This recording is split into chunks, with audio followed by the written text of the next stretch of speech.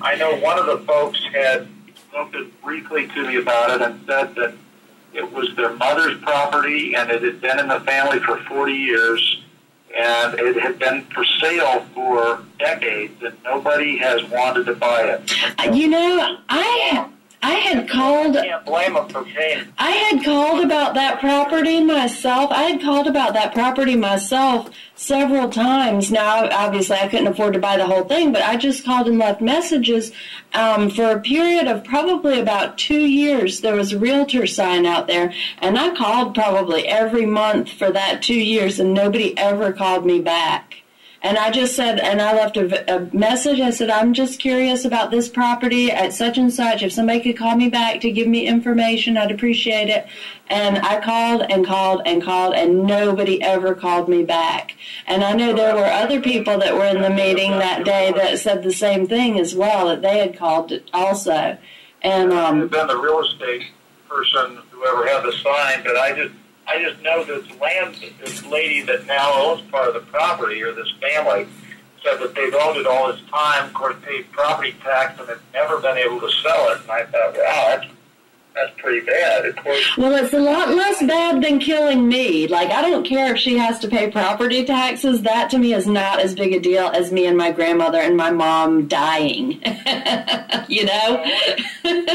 If she can't afford her taxes. No problem. Well, no, they have to make a level surface somewhere, which involves bringing in a rock crusher and stirring up dust, or bringing in industrial fill from somewhere that who knows where it's coming from. Nobody will talk to us about where the soil is coming from. They won't talk to us about what is actually going in there. Everybody speculates that it's probably going to be like a bunny ranch and everybody's just going to be in love with it. That's the speculation. But in reality, nobody will tell us what will be going in there except that it's industrial and that it involves making a flat space, which involves stirring up dust that has silica and aluminum and all kinds of other heavy metals that are not good for people who have COPD, emphysema, and asthma, and could actually cause those things to develop in people that don't have it.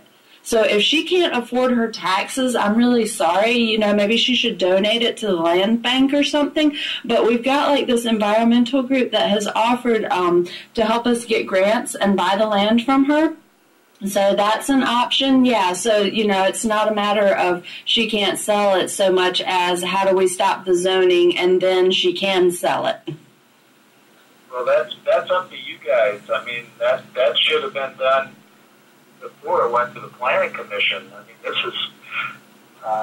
She never approached us. She wouldn't answer the phone. The people that have called about buying the land, she's never responded to any of them. Well, I have nothing to do with the land. You know, I'm a city councilman, and I'm not even the city councilman for that district. I'm for Southeast Independent. I'm the 3rd district, and you're in the 1st district. So you ought to be talking to your district councilman. They won't talk to me. I've left a voicemail. They won't call back. I don't even know who it is. I've called all of them, and nobody will talk to me. Everybody just shifts the blame off onto other people. And as a city council person, I'm sure you have a vote in this matter, and your vote. I have 1 vote out of 7. I'm not going to vote on anything that's going to hurt the environment because I'm very environmentally conscious. But that property right now is zoned for high residential.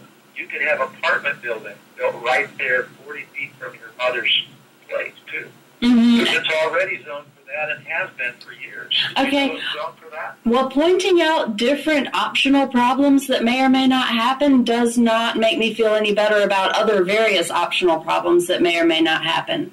Like, that's not a good response at all. Like, the thing is, we live there, and these are our lives and our homes, and those are now in danger because this thing is being zoned for industrial. And that doesn't have to happen. Y'all can vote it down and say, no, don't zone it industrial, in which case the lady and the dude that's wanting it to be industrial will probably give up on each other, and then the lady will sell it to the bird sanctuary people. You know, what may or may not happen in other parts of the city to other people in other whatever is not what I'm calling about. I'm calling about, I don't want this piece of land zoned for industrial. Okay, well, the bottom line is I have not seen any documentation on this property yet because it has not come to the council. So I don't know any of the details, except some of the hearsay that I've read in the paper or seen online. And this one conversation I had, and that's all I know. So I want to know all the facts before, it comes to the city council. And when it comes to the city council, there's always 2 readings, 2 weeks apart. So there is an opportunity. If you want to come and speak before the city council, you have 5 minutes. You have to sign up ahead of time. And where do we call to be on that to speak? You would call the city clerk's office. Okay, and anyone can sign up to speak at that? As long as you're an Independence resident. Okay. And, that's a big part of my issue, too, is they won't give us the facts. They won't tell us where the fill dirt is going to come from. Is it going to come from the Bannister complex? We don't know. It's in the same county. It could. They won't tell us what they plan to put there or nothing at all. Well, I thought all that would have come out at the Planning Commission. You would think. Yeah, you would think. But talk about that? No, not what they're going to put there. All they say is, don't worry, it'll be fine. They got the videos. I would strongly suggest watching the videos of the meetings that are up online so far. Because, it's just ridiculous what they're trying to do. The entire body of people is there. There's like 30 or 40 people there. We had no notice. We had no, there was one little sign posted. And within a few days, 30 or 40 people managed to figure it out and show up. And everybody is saying, no, we don't want this here. And they basically, just said, okay, we're going to put it anyway. Whatever it is, we won't even tell you what it is. We're just going to put it there.